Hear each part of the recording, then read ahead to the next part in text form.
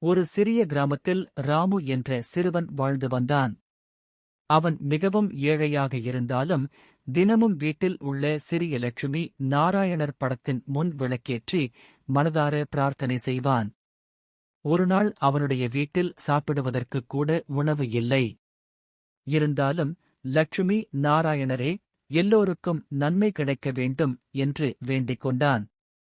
அன்று இரவு அவன் கனவில் மற்றும் தோன்றி, நல்ல மனதுடன் பிறருக்கு உதவி செய்பவர்களுக்கு எப்போதும் எங்கள் அருள் இருக்கும் என்று கூறினர்.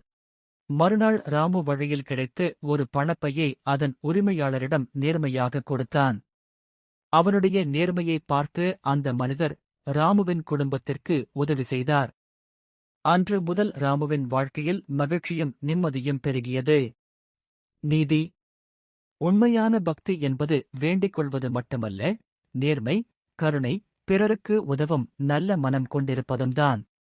லட்சுமி நாராயணரின் அருள் நல்ல உள்ளங்களுக்கு என்றும் துணையாக இருக்கும்.